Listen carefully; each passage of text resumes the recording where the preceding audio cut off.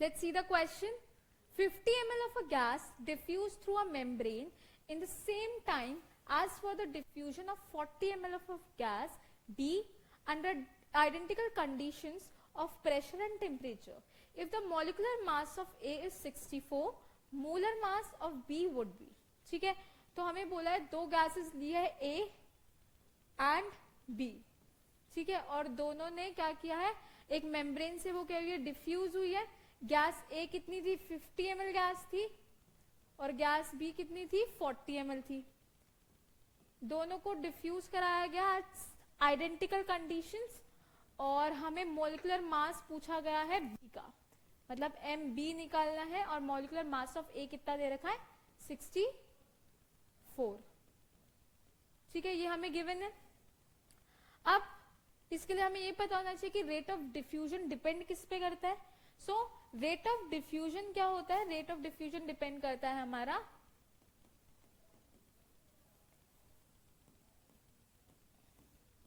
Inversely proportional to square root of molar mass. ठीक है, और यहाँ पे रेट ऑफ डिफ्यूजन हम कैसे बताएंगे, तो कितनी वॉल्यूम ऑफ गैस हमारी एक पर्टिकुलर टाइम में क्या हुई है, डिफ्यूज हुई है, that is hour rate of diffusion. तो हम क्या बोल सकते हैं, V by T is directly proportional to 1 by M. अब इतना पता चल गया, क्वेश्चन हमारा सॉल्व हो जाएगा. तो V1 हम VA बोल देते हैं, तो VA by TA VB by TB is equals to MB by MA. ठीक है, जो हमारा टाइम ले रखा है वो दोनों केस में सेम ले रखा है, तो वो कैंसिल आउट कर जाएंगे. So VA upon VB is equals to MB upon MA. ठीक है, मोलर मास ऑफ किसका दे रखा है, A का दे रखा है 64. VA कितना दे रखा है हमें, 50 ml.